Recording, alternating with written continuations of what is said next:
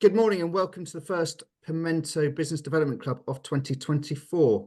Now, if you don't already know me, I'm Paddy Woods and I'm the director of Pimento Fuse, which is a new business consultancy built to solve and energize agencies' marketing and new business growth. If you haven't been on previous calls, please use the chat box to ask questions and I'll look to bring you into the call. Now, today's session is a follow-on from a negotiation session we had with Bob Spence back in November. This time we are delving deeper into the topic of negotiation and looking at ways we can all negotiate like the CIA. The aim is to make sure that you get the negotiations you need and the skills you need to succeed with dealing with clients, and especially when times are tough and budgets are harder to come by. So to help us with this, I've invited back the fantastic negotiator, Bob Spence. And welcome, Bob. Good morning. A pleasure to be back, Paddy. Excellent. Well, please, can you just do a quick intro to yourself so you can sort of showcase the sort of depth of talent that you've got? Well, those are really kind words. Fantastic to be back. If I can just confirm that I have never been a member of the CIA. If I could just put that out there, because there may be a consequence, or there was for Jason Bourne.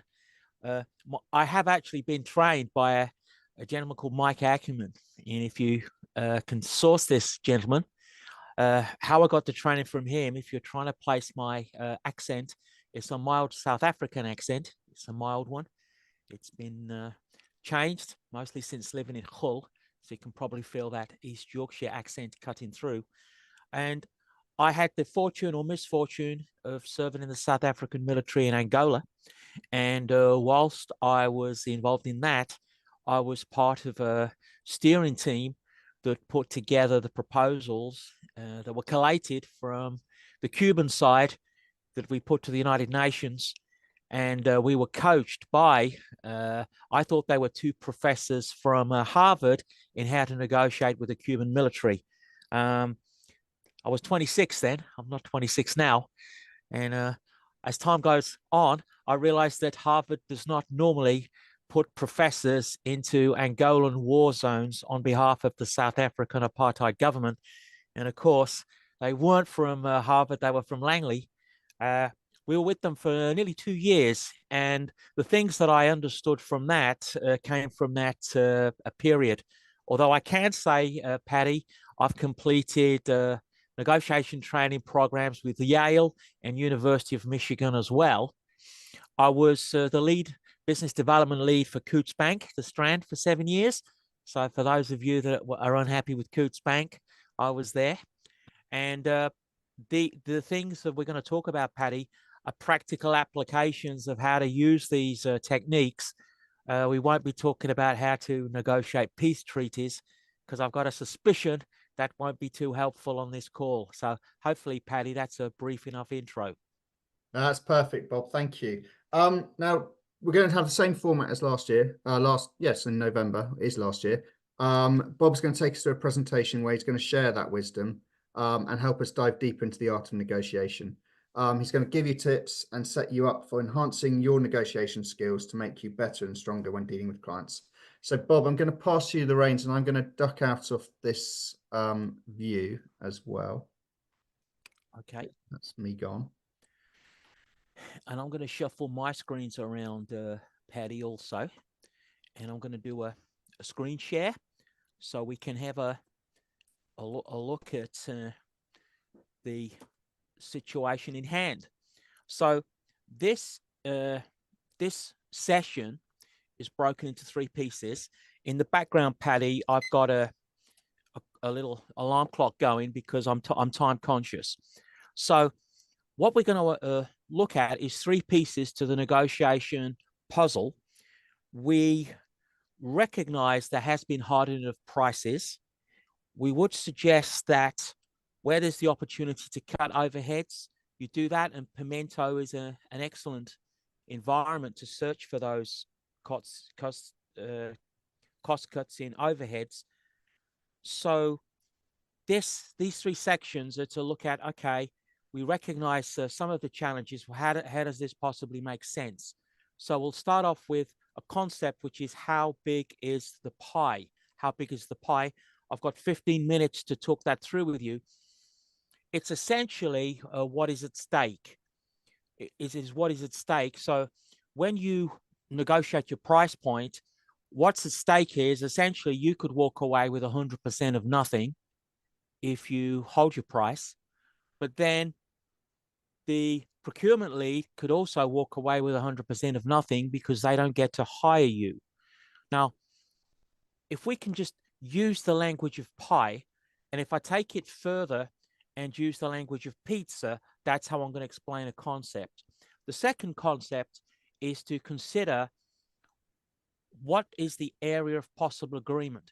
Now, sometimes it's used, if you look at the acronym ZOPA, ZOPA, Zone of Possible Agreement, but there's loads of acronyms on this. I use the concept, the area of possible agreement, tomato, tomato. And we need to be aware that when you are looking at how big is the pie, it has to be done in the context of what is the area of possible agreement? What is that? And I'll just put it out there.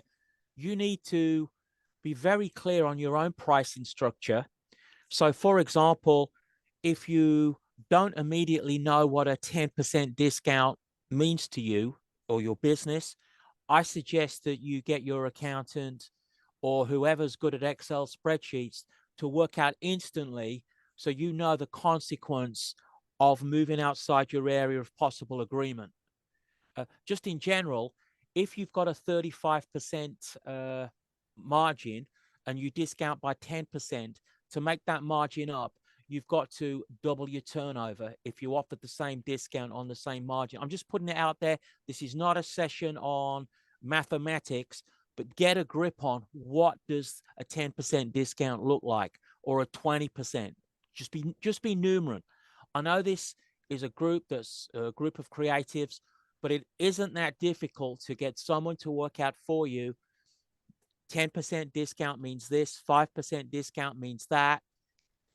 Do that so you can identify financially what is the area of possible agreement. Then the final part of this, as requested, is how do we make an initial offer? How do we start the negotiation process? Now, I'm delighted to be able to share with you a system. I shared a system last time on how to resist discounts. This time, I'm going to show you a system of how to make an initial offer. And the system is based on science. It's based on science. It's not some random piece of arithmetic that I just come up with. It's a proven system. Now, I know this system as the Mike Ackerman system, okay? If it's called something else by somebody else, I've got no issue with that, because that's happened just before Christmas from someone else, said they'd read it somewhere else. I'm cool with it, but can I be clear? It is not the Bob Spence system. So this is just a system. So I'll make sure we get onto that, Patty. So we're going to examine this, and we're going to examine it within the concept of a pizza, okay? A pizza.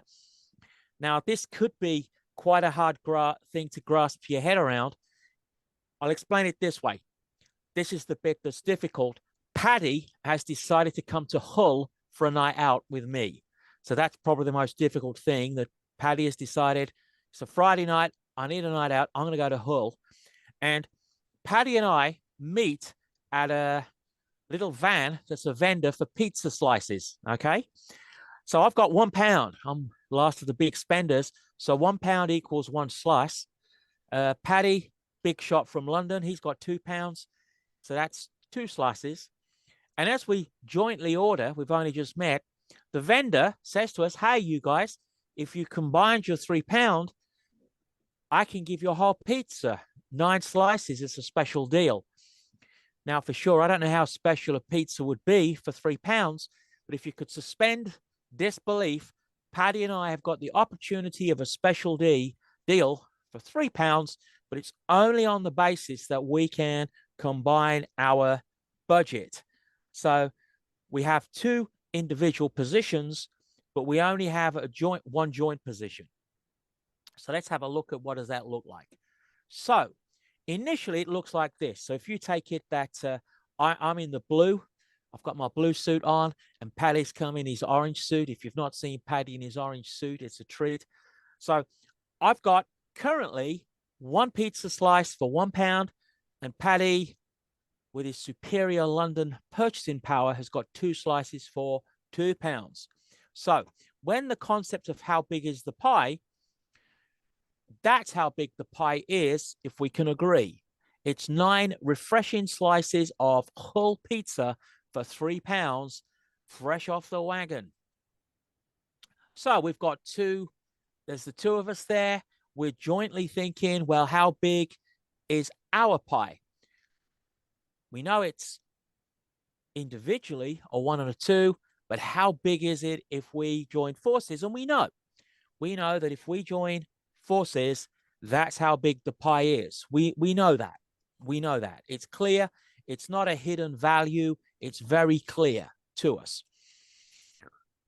It's not unreasonable that when people negotiate, whichever side of the table they're sat, they want the biggest slice of the action they possibly can, which is, it could be the biggest discount that's possible, or the biggest price point that's possible, or the largest price point. So both of us have, within our positioning, we want as much as we can get, and that's naturally, but it's not an argument. It's not a principled argument. So I want us to think in terms of, if that's the starting point, this opportunity is actually a mathematical problem than an adversarial situation.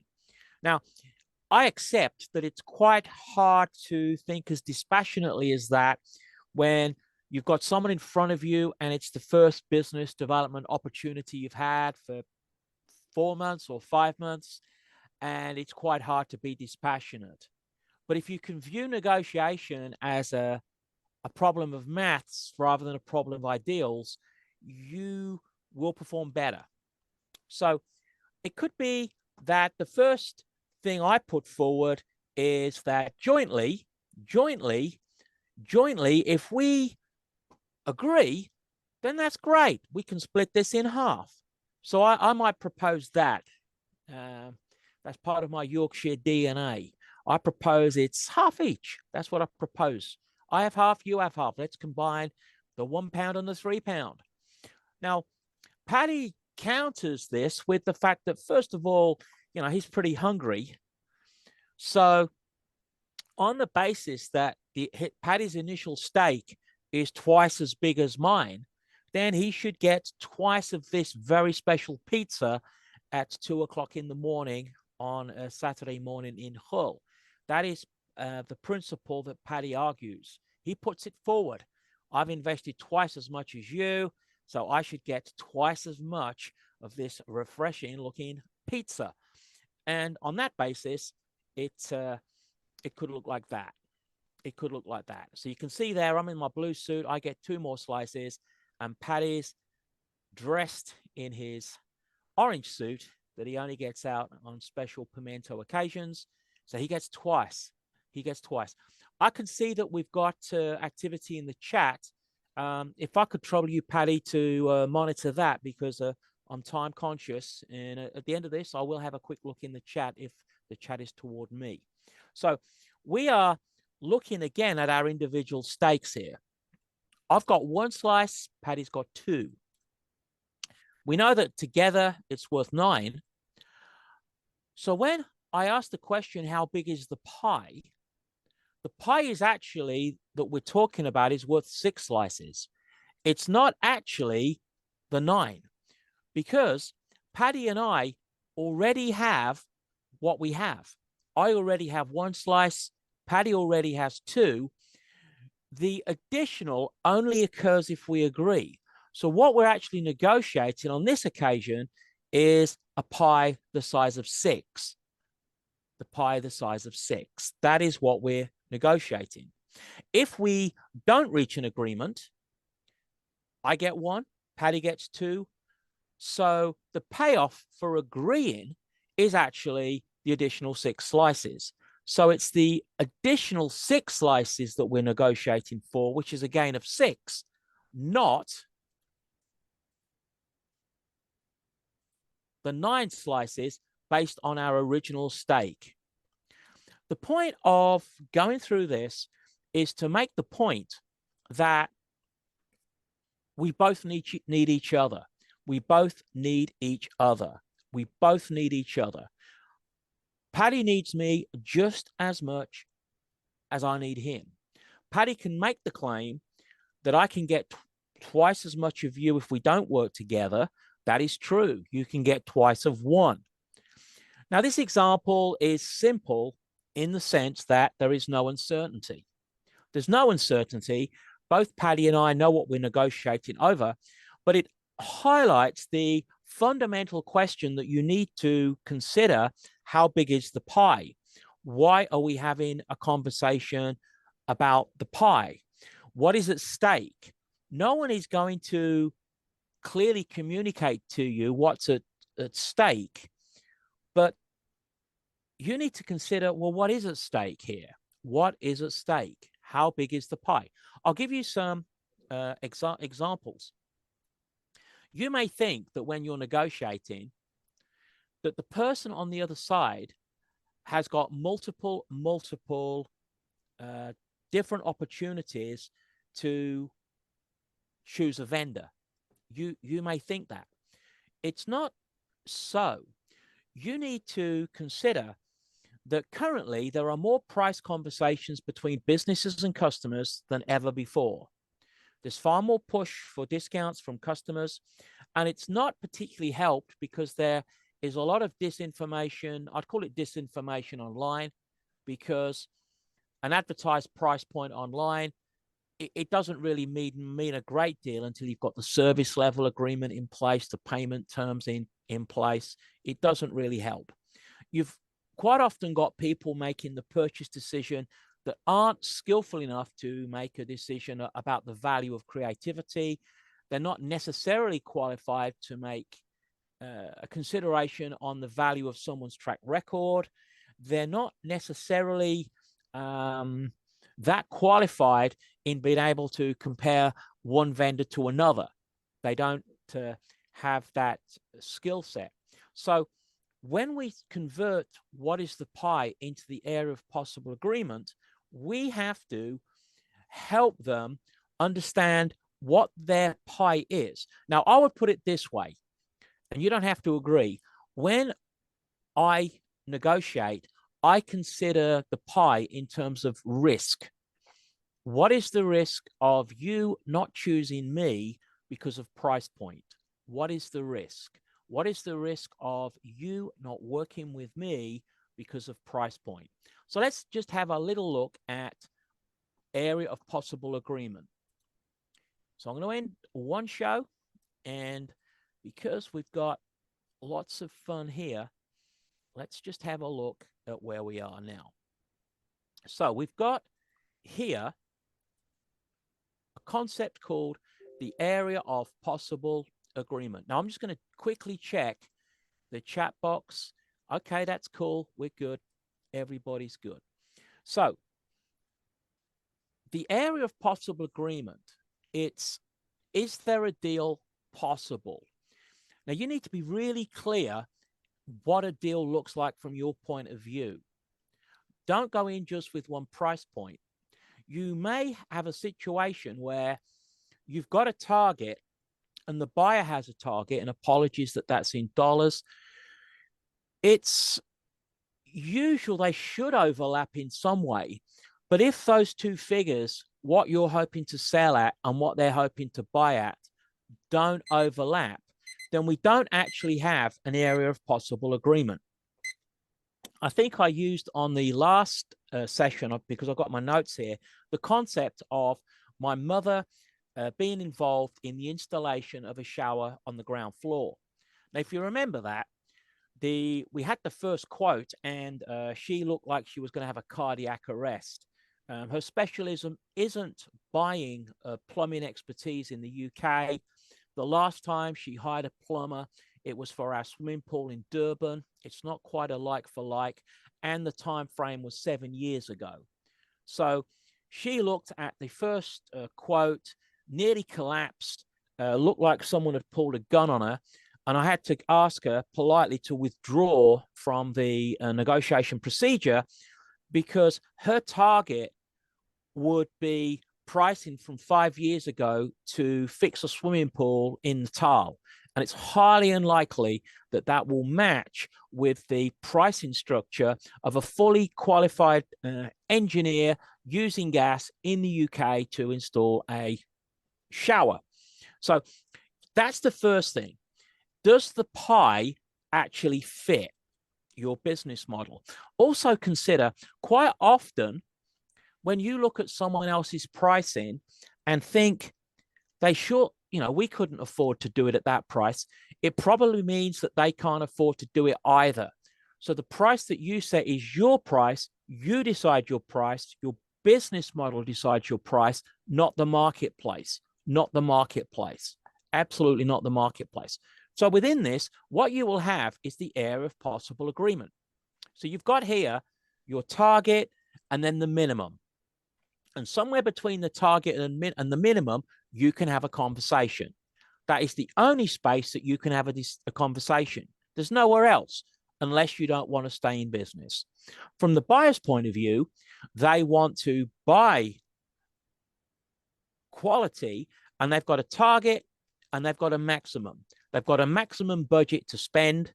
Whether that budget is correct or not, I really couldn't say. Quite often, the budget that's been ascertained is the wrong one. It's based on a previous project in a previous part of the economy using a different skill set, or it's a price point that's pre-coronavirus, or it's just a price point that's not valid. So you need to consider that when we're looking for possible agreement, is it possible? Is it possible? And it needn't be like for like. It needn't be like for like. So within that, what we have then is two areas of possible agreement. So when you're negotiating, that's the place that you're negotiating. The negotiation actually takes place in that area. So as a negotiator, the first thing you need to do is identify what is your area of possible agreement. Do not go into a negotiation without knowing what that space is. Do not. If you know what that area is, it makes a conversation a lot more fluent and fluid and less emotional, because you are negotiating based on logic. I accept it can be emotional when you don't get the work or the opportunity. I completely accept that. But price negotiation, it has to be built around arithmetic. It really does. Otherwise, you will go out of business. So the area of possible agreement, that's the only space the conversation can exist. It could be that you don't know the buyer's maximum price unless they advertise the budget or explain the budget or justify the budget. Sometimes people will and sometimes people won't. In the field that I'm in, mostly people say this is the budget that we have, to anchor the conversation around a point. I would file that in the back of your mind, because the budget may alter with more information. What happens then is we attempt to bargain, which is what I'm going to show you. It's a system called the Ackerman system, but the system assumes that you know what the pie is, so you know what your bargaining zone is, so we can use a tool that can perform in that bargaining area. I've been in meetings, and I think I'm going through my notes. I used this one. I went to a meeting not so long ago in Gdansk to make a software sale. And we went into the meeting, and Gdansk, it's cheaper or more easier, Paddy, for me to get to Gdansk than it is to get to London from Hull. But that's beside the point. So I'm in Gdansk. There were two gentlemen there. They've flown in to have the conversation as well. And their opening gambit was, we like what you've got. We don't like the price point. We just cannot do a deal at this price point. Now, their procurement lead had already bargained the price point to within 5% of our minimum. So to start bargaining again, it's not available to me. It just is not available to me. So in the opening gambit, and it wasn't a ploy, which afterwards my colleague thought it was, I said, well, it's my pleasure to meet you. Let me pay for the coffees, and I'm sure we can both find something useful to do in the next hour and a half, but it's been a pleasure to meet you. Now, that's not me being a hard so-and-so or a flippant negotiator. It's the fact that we're at the outer limit of the bargaining zone. Your previous colleague has done that. There is not a conversation to be had. What also happened then is they actually stood back and said, well, can we keep talking? I said, we can only start talking if you can take that position off the table, because we are both wasting each other's time. I can only do that if I'm absolutely clear on our pricing structure, what discounts I've got and how big the pie is, what we're offering, why they should consider it, who we're competing with, why they would consider that. So this understanding of your business bargaining zone, I cannot stress how critical it is that you understand for your business, for your offer, what is our bargaining zone? What is it? What could it be? Because without that, the tools don't work. The tools really don't work. And please, I implore you, don't think you can make things up with volume. There's not a method for that. And the second thing, don't presume that as the relationships deepens, you can increase prices. There is no evidence for that at all, and I wish there was. So in this method, if we used the Ackerman process, we have a point where both of us have moved away from our targets, but we have found a space that we were able to agree. The takeout for this is, if you can work out what exactly you can afford, what does that mean to the business, and you can comprehend what is the bargaining zone, that's the only thing that should influence your opening offer. What shouldn't influence your opening offer is when they talk to you about their budget, unless their budget falls into your bargaining zone. Because unless they're a shareholder in your business, their budget doesn't have anything to do with your cash flow unless they hire you. So don't use their price point as your starting point. You have to search for your own price point. Right, we're going to get into Mark Ackerman. And again, for anyone that's just come on this, if I can just reconfirm that as far as I know that this is the Mark Ackerman model, it's 100% not the Bob Spence model. And if you've heard of it from somewhere else, I'm cool with that. But I heard it from this guy, and it's been one of the most crucial things that I've ever understood. And it's known as the counter offer process. So on the basis that you've got some idea what you're negotiating about, on the basis that you've worked out an area of potential agreement, this is the arithmetic of how to deal with it. And it doesn't mean meet in the middle. Do not do that. So I'll go through this twice. Again, it's in dollars, and I can see that I've left the legal practice. Just so you know, I don't work for Rudel Law in the Slovak Republic. I'm sure they wouldn't mind me sharing this. These are my slides and not theirs. So in this example, we're going to buy something, and I'm going to rope Paddy in again. I'm thinking, he's thinking, oh, I hope it's better than whole pizza. So Paddy, this time, me and you are going to buy something, and you have seen a mountain bike, Paddy. Yes, you have. You've seen a mountain bike in Hull, and it's advertised at £1,250. £1,250. All right. Okay. It says dollars, but let's roll with that. £1,250. So you've decided that your budget, Paddy, is £1,000. It's approximately £1,000. Okay.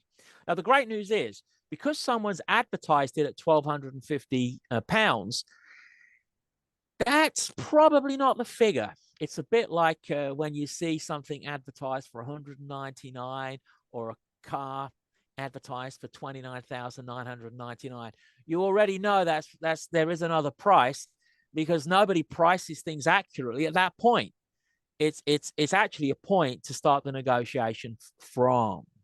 So Paddy's got a budget of £1,000 that he wants to invest in a mountain bike.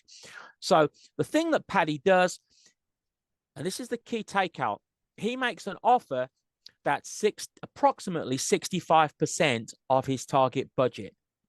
So that's the first thing. So I'm with Paddy.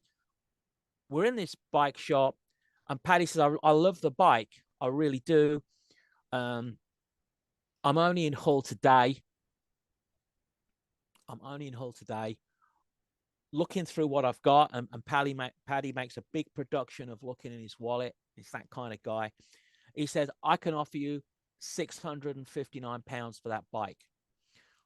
Now, the key is Paddy has offered a number that's not rounded. And the reason Paddy does that, he's going to say this: I've got £659. It's the budget left over from the weekend. That's what I've got. So what Paddy's done, he's made the offer. It is mediocre. It's precise, and he's added a story to it. He's given a story why he's only able to offer 659. He hasn't said he thinks the bike is worth 659. That's adversarial. I have only got 659. That's all I can offer. That's the balance of what I brought up to have a great weekend out in Hull. I spent the rest of it on pizza. So the guy in the bike shop says, well, Paddy, I just couldn't accept that. The bike's on offer at $1,250. I really couldn't accept that. So what Paddy does, and he's a BAFTA award-winning actor, if you didn't know that, he said, let me just call my partner. So he goes outside with his mobile phone, and he goes through the award-winning performance of arguing that he wants to pay more for this bike. So he comes back in. He said, crikey, I don't want a conversation like that again. You know what it's like. I can offer you 840. My partner's just agreed that although I agreed the budget for the weekend for that, I can offer 840. So the guy in the bike shop then says, I appreciate you making the call, but I still can't let that bike go for 840. I really can't. I really couldn't do that. The boss would have my guts for garters. So then Paddy turns to me. Now, we've agreed this in advance. Are you ready? So Paddy's already done this. Paddy said to me, any chance of giving us a loan? And he says to the bike salesman, can I just grab Bob's ear? So we go over. Now, we know in advance what's going to happen. So Paddy comes back in and says, Bob has just given me some cash. I can go up to 949. So the guy says to me, thanks for that, 949. I don't know. This just might not be the bike for you. I've really got to get it over $1,000. I've really got to get it over $1,000. And Paddy looks to me and said, okay, we can do 1,010. Now, let me come out of the role play. I know that if you've ever wondered why I haven't had a career in Hollywood, that role play probably emphasizes that. Can you see how we've done that? Each step of the way, Paddy has not been objectionable. He has linked his offer to a condition. I can only offer this because that's what we agreed before I came here for the weekend. I can only offer that. I had to ask my partner. I can only offer that because Bob's got some cash. I can only offer that because Bob's just topped it up. You have to explain it. Once we get there, the science behind this is 72% of the time, you will get a deal. Where these figures came from, allegedly, they came from Harvard through a string of hundreds and hundreds of students going through a negotiation game to get these increments. That's my understanding of where this has come from. Whenever I'm bidding for something, I use this method of bidding for something 100%. 100%, that's how I use it. And I've got 3 raises and I've got 3 mechanisms of going there. So now I've shared with you.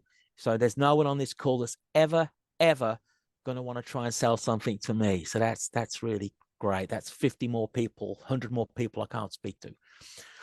So that's what's happening. Also, what it's doing, it's giving the bike salesman a really good cover story. The bike salesman can go back to his boss and say, look, it's the best I could get. I beat the guy to a pulp. The guy rang up his wife. The guy pestered his mate for money twice. It was the best I could do. And hey, the bike's gone.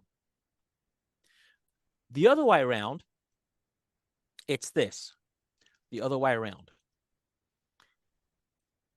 Oh, let me just put that and articulate that. And I'm watching the time, Paddy. You've got to give them self-esteem and self-worth when you're negotiating. Do not alter the price point randomly.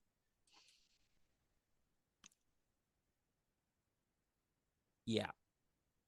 Use non-round numbers. So let's set it again.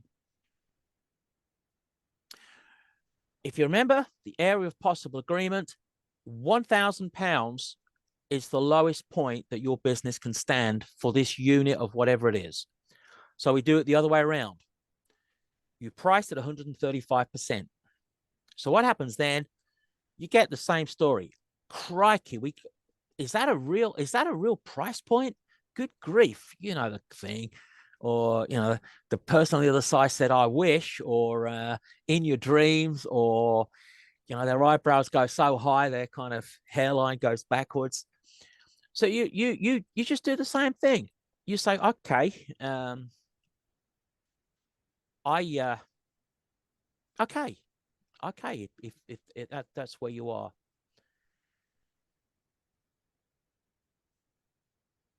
I think I can do something different. Do you mind if I just make a quick call? Do you mind if I do that? It'll speed things up for you if you're negotiating with someone that can. Let me just have a quick word. It's like all I'm going to do is ring up our accountant, and it's to do with cash flow. It's to do with cash flow. Come back in the room. I think I can move that to 1110. It's to do with cash flow. Of course, we want the business. Of course, we recognize that we can do the job, and you want to hire us. Guy on the other side says, well, we've had some other quotes, and I'm going to need a real strong story to get this over the line. So I'm going to come out of the role play. Some of you thinking, thank goodness. This is on the basis that we're only negotiating the price point, not the service level agreement. So let me say that. So I say, well, 1110. The great news of always dealing with me is I can always get hold of one of the seniors. Just a moment. I'll make another phone call. I'll come back in, and I'd say, well, I think I can get it closer to your figure. I think I can get closer to your figure. I think I can. The only thing I'd ask is if we could get the payment terms to 30 days from 60, is if that's possible. If that is possible, I've just had agreement on 1,005, so that's close. Guy on the other side said, seriously, Bob, I've been told 1,000. So I say, so if I said 999, we could shake hands now. Yeah. All right, I'll come out of the role play, and don't be surprised if you see me at the BAFTAs with that. You have to consider how you get to the price point that you want. This percentage method, it needs preparation, it needs credible behavior. It might not be credible to go out of a room twice to get on your mobile phone. I couldn't say what's credible, but I am sure that if you brainstorm, you can come up for credible reasons why you're able to offer alternate prices. You can come up with a credible reason where your first price point came from, and you can come up with a credible reason why the price points are. People will buy into credibility. I was taught very early on, before you offer a better price, offer a better explanation. Offer a better explanation. Offer a better explanation. So we've got the zone of potential agreement, which is based on the pie. You're going to work out what it could be, and then you're going to reverse engineer what does this process look like. So the great news for you is that if you come to this point, it's not going to be one of those moments where you're gulping and panicking. You know exactly what you're going to do. And I'm going to put this out there, Paddy, and I'm sure it's not going to be like a winner. Most of us have got access to Zoom. Okay. What I would do is rehearse yourself by talking into a webcam. How do you sound when you're resisting a discount? How do you sound? You see, if you practice how you sound 10 times, the person you're negotiating with isn't practicing how they offer or request a discount. And you will also find that in the market you're in, the likelihood of the businesses you're competing with actually rehearsing and checking and organizing. Here's something. I did and I'll go into the Q&A, Paddy. I did an event in London in December, and we were using something that had a poll, and the poll had, you could be anonymous. That's it. So people were putting information on the poll, and they were doing it not revealing their names. And there was 36 people, and those 36 people are professional business development people. So they're not owner-operators, they're professional business development people. That's their job. That's their job. I asked, do you know to the penny what a 10% discount would do to your business, the business you represent? Do you know? Out of that number of people, only 3 people knew the figure. So that's people that do it for a living. So the idea that your competitors are going to be as financially numerate as this is possible.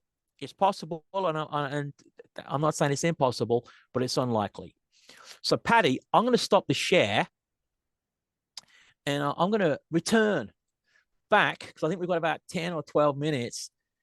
And there's some great questions here. This is very much a off-the-shelf explanation. It doesn't take into place variants like, what if they just ask you to email your price? But that's another question. But what have we got there, Paddy? What have we got? Brilliant. Thanks, Bob. Don't know if you can see me. I can't find myself on the screen at the moment. You're there, sir. Good. So the question, first question I've got is sort of around a lot of agencies have this struggle where actually they go in too high, say the 135% sort of price point. There are actually agencies that will go in lower, and they're often losing out before they even get a chance to that negotiation. So how do you go about making sure that you are getting interest of the client, but without sort of damaging your own opportunity, if that makes sense? Yeah, to keep the opportunity in play. Well, that's going to. I mean, we're recording this, so this is a professional response here. That's going to require our own agencies having an up-to-date grasp of what the market will tender,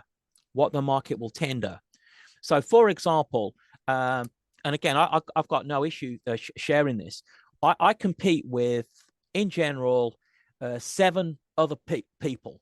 Now, you might say I compete with everyone else that's doing this, but I really don't. I really don't. There aren't that many people that have got a teaching certificate. There aren't that many people that if HR asks for your Harvard certificates, can produce it. So I'm not going to compete with someone that's just a basic sales trainer who, there's nothing wrong with that, by the way, but actually doesn't specialize in this. So the first thing is we need to be very, very clear. You really do need to be very, very clear of who you are competing with and what the price point is. And the way I do that is through mystery shopping. That's the way I do it. There's no other way. I wish there was another way. There's just no other way, Paddy. And that might mean a partner or someone ringing up, and even I'm putting it on a recording, but it's professional behavior. I've got 2 other email addresses that my PA works with, where we put stuff out there to see, well, what would happen with this? What would you send back? I don't think it's anything surreptitious. I do need to know what the price point is. I don't know. The people I compete with, like me, it's not on the website. Yeah. And I think, Paddy, well, once you've got that, you can have more confidence of what the pie is. My pie is a niche market. It's not just someone wants some general training. But it can I expand on it a little bit more? Is that okay, Paddy? I know we've got a time point. Trying to understand what the opposition is and what they might charge.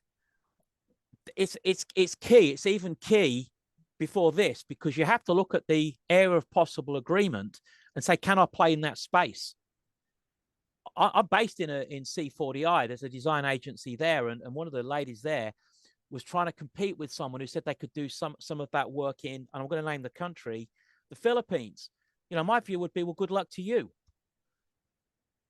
I don't know anybody in your sector, and I'm talking about people like Arco, Smith and Nephew, Reckitt Benckiser, that would export their creative requirements out of the UK.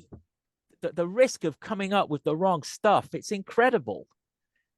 If someone said to me, well, I'd rather get it done from the Philippines because it's the cheapest, I say, okay, but it comes back to the risk. I hope that's making some sense. Yeah, there is also there is benchmarking activity conducted by, I think, WOW Group. I know ISBA do it, which is a trade association for clients, and they do it based on what the commercial terms that client has agreed with the agency. So they get to see and negotiate from their perspective. And I've been on calls where they're trying to get a ECD at, I think it was Leo Burnett's, to be £90 an hour, which sort of caused outcry and everything like that. I got a couple more questions to come in. Okay. I'm just going through them. So when you're negotiating, a lot of the time that smaller agencies and consultancies, it's actually the person negotiating and delivering the service. How best to do that? Because it often can be quite sort of confrontational and sort of everything like that, and actually could disrupt the relationship before it's even started. Okay, I'll give you some brief techniques. Because when you're the talent that's trying to find the price point, you're right, it can become very adversarial accidentally. So what I would do is, I think I touched on it last time, but if I didn't, I apologize. You've got this concept, the brief concept is called good cop, bad cop. Good cop, bad cop. So let's say I'm negotiating with you. I already introduced, although I'm the talent delivering, I would introduce the role my accountant plays in my business, the role that I have like 2 or 3 other people that I have to pay, so that when we talk about, I don't negotiate in the terms of it's just me. So you need to, whoever's on the call, if you are a sole trader, you need to, not fictitious partners, but you need to recognize that if it's just you versus, I don't know, Reckitt Benckiser, that's a difficult one. When it's me and I've got back office in Poland, I've got an assistant that does all the slides, not these ones. I've got people that create material, which I do. Sometimes I have to pay for licensing, which I do. On some of the Harvard models, not that we've covered here, I do have to pay for licensing, Paddy. It'd just be inappropriate not to recognize where it comes from. So you need to work out who else are the potential partners, and you need to introduce that at the start of the conversation, Paddy. So your fallback position is, well, I need to check with the licensing structure. I need to come back and work out how much does this material cost to create. So it's not me haggling at the point of transaction what the price point should be, and it's reasonable. It is reasonable. I mean, I've recently negotiated with a major German bank, and I'm guessing people can guess who that might be, and that's what I had to do.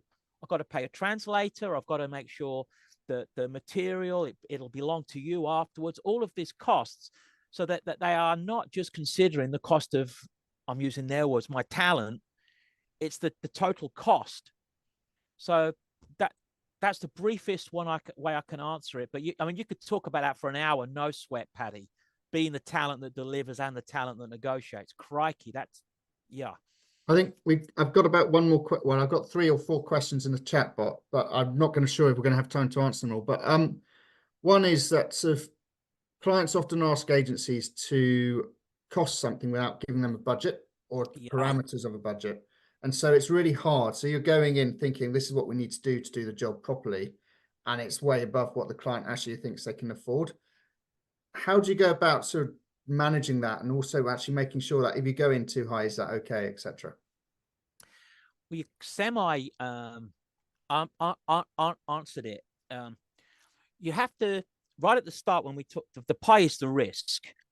So if you said to me, well, we want a 3-day program on this, and I would just ask some questions like, just out of interest, Paddy, when was the last time that you spent money on people, invested money on people development? Just so I can see where you're coming from. What kind of benchmark do you have in terms of what is a good standard? I talk through 5 or 6 questions like that, Paddy, so we're both on the same page. And then what I do, well, my first proposal. So by saying first proposal, I'm already accepting there could be the need for a second. So I say the word first. So based on what you've said, bang, bang, bang, bang, bang, my first proposal will take that into account on the basis that I may need to come up with a second proposal based on your feedback. Does that sound fair? I'll go about it like that, because there's going to be people on here that quite often get their proposal, which is an apple, being compared with an orange. And unless someone comes back, well, Paddy, you're saying this, I can get it done for half as much. I'm sure they can. I'm sure if they outsource it to Bangladesh, they can get it for 10%. I don't know. You kind of got to do that benchmarking dialogue right at the start, Paddy. So you're kind of, when it comes to the area of possible agreement, you've got the kind of currency that you're talking in. I think I did a cog thing with currency. So currency is, I've never purchased this before. The standard needs to be this. So I might say to you, if I said it needs to be an ILM level 4, does that make any sense to you? And you say no. What I'll do, Paddy, is send you the different standards from the Institute of Leadership and Management, and you can pick a standard. So already I'm introducing a measurement system. Again, we could do a whole morning on this, because the way you set up your price point dictates how it's received, I'm afraid. But it's solvable. It's not like no one can do it. If that helps you, Paddy. No, that's really useful. Thank you. And I'm just going to bring Mark Stern into the call very quickly. Mark, are you here? He's on mute and hidden. It's talking about at the end of projects, clients are often asking agencies to give money back, as they sort of priced on worst case scenario, and clients want that discount at the end of the project. So how it leaves bad taste in both parties. How do you go about sort of managing that and handling it and protecting yourself from those sort of poor behavior, really? Yeah, it is. And unfortunately, Mark, it's common across the board in any professional discipline, man. It's not unique to this sector. If you speak to any professional services where people who are hiring you can't really appreciate what's going on behind the scenes, price creep. Anyway, what to do with this? Very specifically, it's at the front end. It's the front end. If I assumed, Paddy, that if you were going to hire me, you wouldn't quite understand what I have to do to deliver what you want. If I assumed that right from the word go, or if I assumed that what I delivered might not quite meet your expectations, if I assume that, my behavior at the front would be different. So what I do right at the start is say, in my experience, what can happen is project creep. I'm not saying you're going to do it, Paddy, but it's been my experience. And it's been my experience as well that can generate price creep. It can generate all kinds of, let's call them creeps, where at the end of an educational project, neither party is happy with the price point, which could be you think that you've overpaid or I feel that you've underpaid. I mean, has that ever happened to you, Paddy? I mean, with something like that, you're probably going to say, well, yeah, I've just had some windows put in and it's exactly what happened. The guy had done some things that we hadn't budgeted for. And usually when you say that, Paddy, 99 times out of 100, anyone that's been in business has had that experience. No one's going to say that's never happens. So once we've got that jump off point, and sorry to be speaking quickly to Mr. Stern, if we've got that point where we both acknowledge that the price can creep or the value can diminish or whatever it is, we say, well, on that basis, can we agree a stepped process? Can we agree that? Can we agree that? What I would do in that instance, Mark, is unfortunately, and I have to do it a lot with bigger clients, is constantly touch the price and the value. Is that where we are? Is that what we agreed? I know that's probably you're looking for a technique right at the end, but I think to do that, Paddy, I'd need more information to come back with a technique. But the law of thumb is assume that's going to happen and put the solution at the front. And it does leave a bad taste, man. I couldn't agree with you more. Brilliant, Bob. Thank you. That is all we have time for. So I want to thank Bob for a fantastic session. It was really enlightening. It gave us some insights into Ackerman and how we can negotiate like the CIA. There will be some takeaways. Key takeaways we'll be following up with from the session, including a YouTube video which we'll share later. If you want to get in touch with Bob, please do so. You can do that through me and I can make the introductions. And if you want to discuss any sort of marketing or new business challenges that you're finding at the moment, please do reach out to me either via my email or through LinkedIn.